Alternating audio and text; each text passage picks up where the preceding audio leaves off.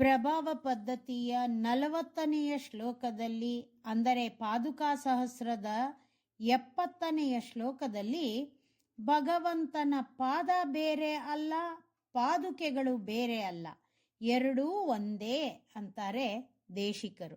ಶ್ಲೋಕ ನೋಡೋಣ. ಭರತಾಶ್ವಸನೇಷು ಪಾದ ಶಬ್ದಂ ವಸುಧಾಶ್ರೋತ್ರ ಸಮುದ್ಭವೋ ಮುನೀಂದ್ರಃ ಪಠತಿ ತ್ವಯಿ ಪಾದುಕೆ ತತಸ್ತ್ವಂ ನಿಯತಂ ರಾಮಪದಾದ ಭಿನ್ನ ಭೂಮ.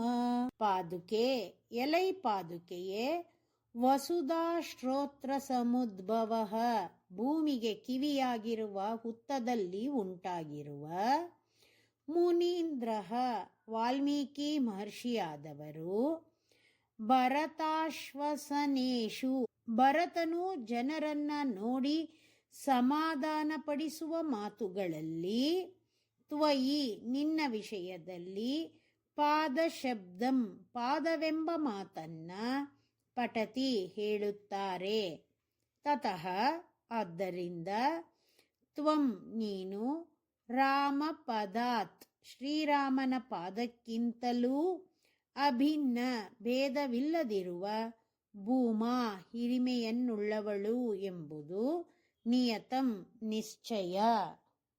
ಶ್ರೀರಾಮಚಂದ್ರ ವನವಾಸಕ್ಕೆ ಹೊರಟ ಮೇಲೆ ಅಯೋಧ್ಯೆ ಜನ ಬಹಳ ದುಃಖದಿಂದ ಇದ್ರು. ಭರತ ಶ್ರೀರಾಮನನ್ನ ಹಿಂದಕ್ಕೆ ಕರ್ಕೊಂಬರ್ತೀನಿ ಅಂತ ಹೊರಟಾಗ ಅಯೋಧ್ಯೆಯ ಪುರಜನರು ಭರತನಿಗೆ ಶ್ರೀರಾಮನನ್ನ ಹಿಂತಿರುಗಿ ಕರ್ಕೊಂಡು ಬರಲೇಬೇಕು ಅಂತ ಹೇಳ್ತಾರಂತೆ.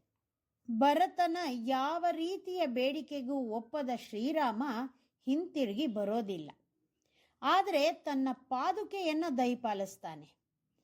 ಎಲೈ ಪಾದುಕಾದೇವಿಯೇ, ಶ್ರೀರಾಮಚಂದ್ರ ತನ್ನ ಬದಲಿಗೆ ಭರತನೊಡನೆ ಕಳಿಸಿಕೊಟ್ಟ ನಿನ್ನನ್ನ ಭರತ ಕರೆತಂದಾಗ ಅಯೋಧ್ಯೆಯ ಜನರಿಗೆ ಈ ಪಾದುಕೆಗಳನ್ನ ಶ್ರೀರಾಮನ ಪಾದವನ್ನಾಗಿಯೇ ಭಾವಿಸಬೇಕು, ಬೇರೆಯಾಗಿ ಅಲ್ಲ ಅಂತ ಹೇಳಿದ್ದಾನೆ.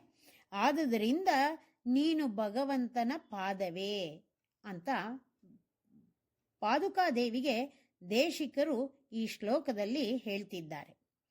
ಭಗವಂತನೇ ಆಚಾರ್ಯರುಗಳ ರೂಪದಲ್ಲಿ ಅವತರಿಸ್ತಾನೆ. ಹಾಗಾಗಿ ಭಗವಂತ ಬೇರೆ ಅಲ್ಲ, ಆಚಾರ್ಯರು ಬೇರೆ ಅಲ್ಲ ಅನ್ನೋದು ಈ ಶ್ಲೋಕದ ಗೂಢಾರ್ಥ. ಶ್ರೀಮತೆ ನಿಗಮಾಂತ ಮಹಾದೇಶಿಕಾಯ ನಮಃ.